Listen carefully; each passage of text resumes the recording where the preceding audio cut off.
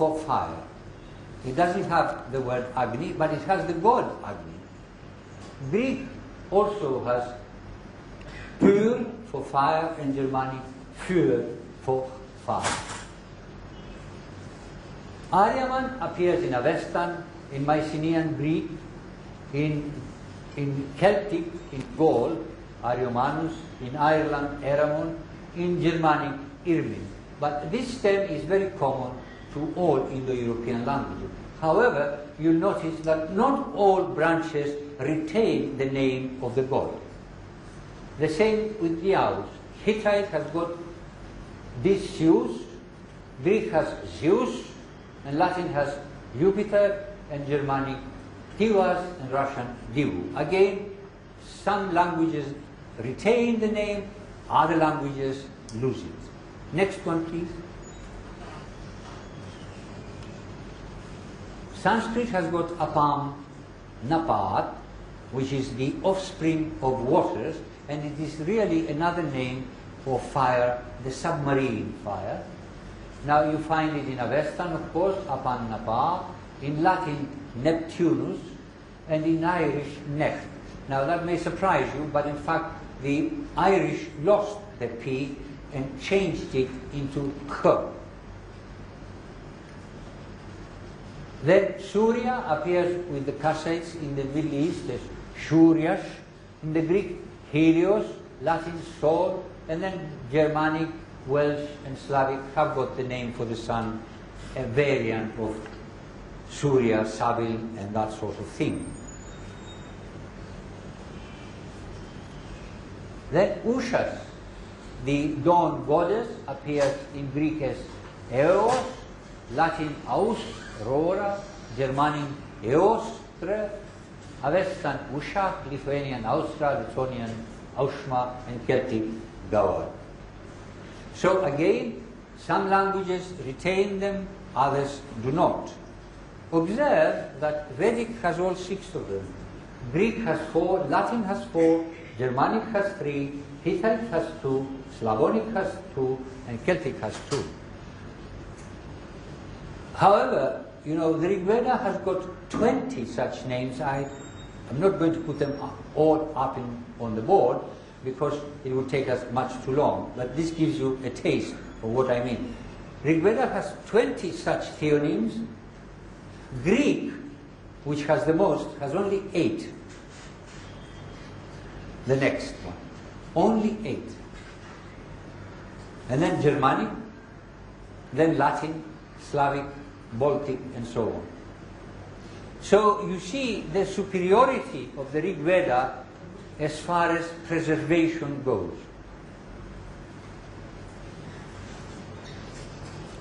Next one, please. Now we are going to go into poetics now. This is these are 2 lines from Homer, Iliad and Odyssey, which show you, in fact, that it has got a regular meter. It's called the heroic hexameter. If you count them, you'll find that it's got 6 padas. The first one, 6 padas, the second one, and the same long, long, long, short, short, and it's exactly the same in the other line. Do you want me to pronounce it? Handasgar phile esken do doi epi oikia naion. And it does mean exactly what the translation says. Hosmin zeinon eonta katektanen. There should be an accent here, I'm sorry. Hoi eni oikoi. Well, that's the point about this is that it has a regular meter. Okay, remember this. Let's move to the next one, please. Now, here we go to Germanic poetry. In fact, it's Old English, very Old English, before 1000 CE, round about 700.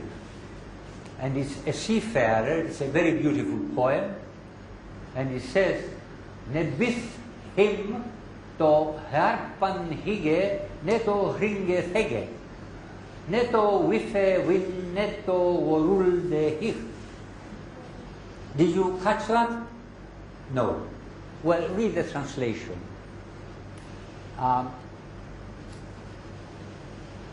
What's important here is the alliteration. H, him, herpan, hige, hrim, thege. And you find another H at the end, hich. In the second line, you've got W. Wife, win, worulde. It's got alliteration, but it hasn't got any meter. It hasn't got any meter, it hasn't got any rhythm. So in Greek, you've got meter, very regular, but no alliteration, no assonance. Here you have alliteration and assonance, but no meters. Now observe modern English, an iambic pentameter, as it's said, which has stress, not stress. Stress, but not length. If all would lead their lives in love like me. Now, modern English, you see, has got meter, but it's a stress meter, it's not length, and it also has alliteration with the L. Lead, live, love, like. Next one, please.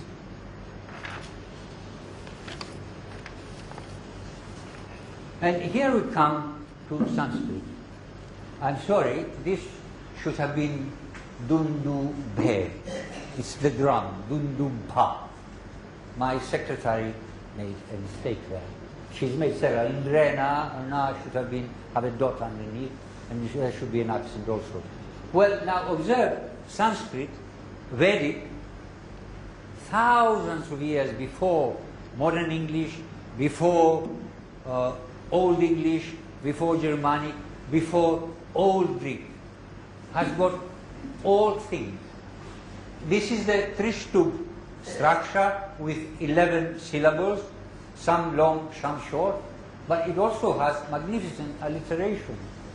Sadundu Bhe, Sajur Indrena Devaya, Durad Daviyo Apasetha Shatru. The repeats. Do you follow? So it has got both aspects. It's not only that, but it also has assonance. U, u, u. And again at the end, u, u.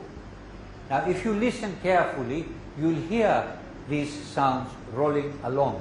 And it's like hearing the beating of the drum.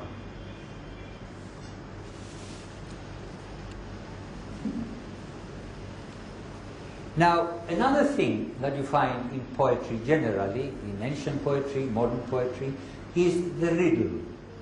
You are aware of the fact? Yes. Much modern poetry is riddle, full of riddles. I don't know if you noticed it. In fact, very often you can't really find an answer to these riddles. And it's quite possible that the poet himself didn't have an answer. Can we have the next one, please? Now, there are riddles in the Rigved.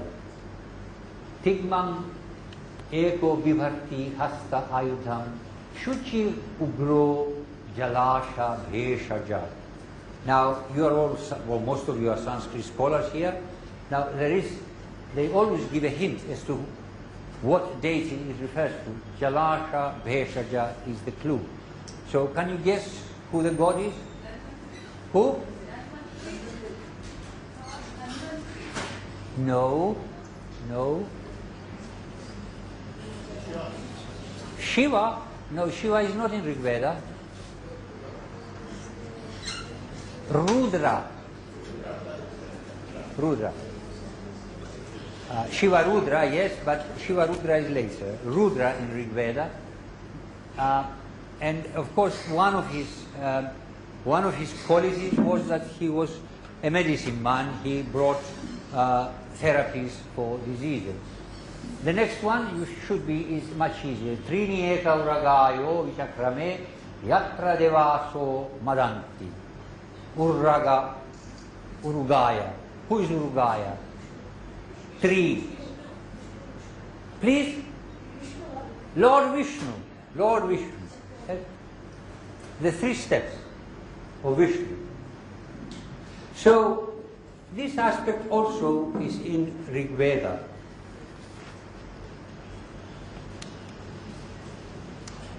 But the Rigved has got very beautiful poetry. It's not just these aspects. I mean, people, especially students, really get disgruntled with the Rigved because they have to learn Vedic, which is a little bit more complicated than classical Sanskrit. But the poetry of the Rigved, once you learn it, is fantastic. There is no other poetry as beautiful as that. Can I have the next one, please? Now observe what Watkins said in 2001. I mean, it's not just my opinion. You see, others share my opinion. And look at this beautiful stanza. Vishvedete janima samvivitto mahodevan vivratti navyatete. You've got again va, va, va, va. Eja dhruvam patyate vishvamekam charatpatatri vishunam vijatam. Va, va, va. Repeats. It's easy to remember when you have got this alliteration. It's very easy to remember. But apart from the technique, observe the semantics of it. Because really, ekam is neuter, and everything here is neuter. All this is neuter. This is neuter. So, what's the subject and what's the object? But whichever way you take it, you arrive at the concept of absolute unity. The universe is unified.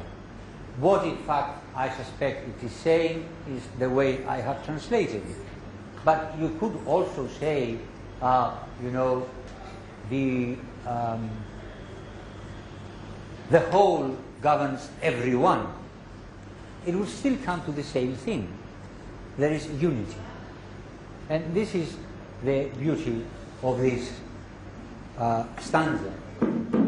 There is another stanza that I remember. Hansa Shuchi Shad Vasur Antariksha Sad Hota Vedishad Aditya Durona Sad. It's using Sad as the basis, as the structure. And then it goes on. Nrishad.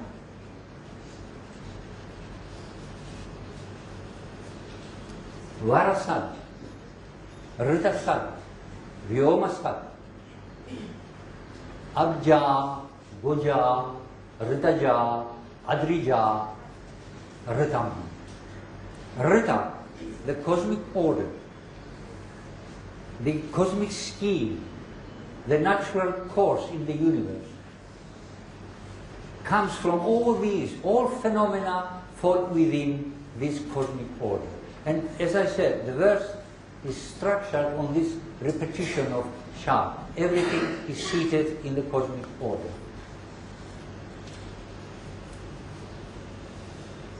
Next one, please. Now, before I criticize Barrow as a historian, but as a linguist, he is very great Sanskritist, and he wrote a substantial book, the Sanskrit language, which is a textbook, remains the primary textbook to this day. And he says what he says. Now, consider Greek. You have a verb, heo, which means I pour. It comes, it's cognate with Sanskrit hu, juhoti, sacrifice, pour. Now, from keo, you have keuma, and that's all right. You still retain the ke. Then you've got kuma, which means fluid. E is disappeared and you got U. And then you got Koe. E and U have disappeared and you got O. And then you got Kos. So one wonders, I mean, you may not wonder because you don't know much about it, but I who do know much about it do wonder what the hell is going on. Now, how can E become O, U, Au, and so on? Then observe Sanskrit dr, dhriti, dhriti, dhara, dharma, dhara, dharana, and so on and so forth. Now, we know in Sanskrit there is a very regular principle governing the changes. You have the simple vowels, and then when they give you primary derivatives, you have the you may have a guna formation from dr with the primary krit suffix, you get dhara. But if you have tadhita suffix, you have vriddhi. So you have vid for knowing, Veda, and Vedika. So you have got these three gradations. Now E will not give you O.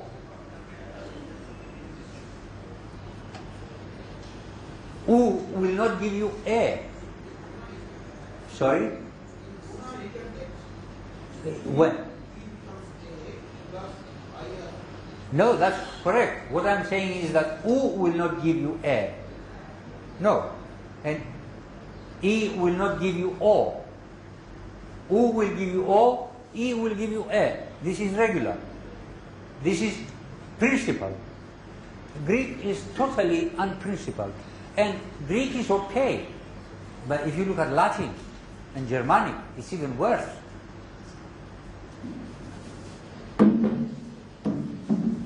Next one, please. Now, negation and prohibition. Some in the European branches have na, ne, no. For you will not do this, you mustn't do that, and so on. Latin, Celtic, Slavic, Germanic.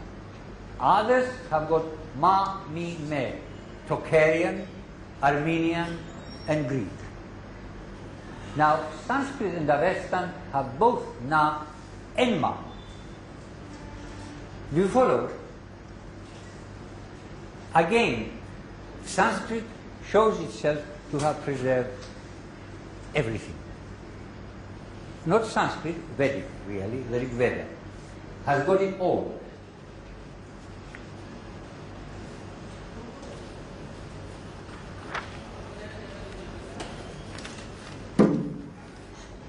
There is, next one please. And here we come to the perfect tense, chakara, chakre, babhuva, and so on. Now, some branches did not have one at all. Tocharian and Armenian have no perfect at all. But there are, in fact, three types of perfect. There is the reduplicated perfect, which is common. It's the commonest of the lot. And I give you an example from Avestan. Tatasha has fashion, which it corresponds to Sanskrit tataksha. Then Greek dedorka, which corresponds to Sanskrit dadarsha. And Germanic height, I don't know what that corresponds to. It probably doesn't correspond to anything. But then there is the simple perfect, as you find in Veda, in Avestan, Vaeda, Germanic Vaid, Latin Gnovit. Gnov is the same as Sanskrit Jna. Then there is also the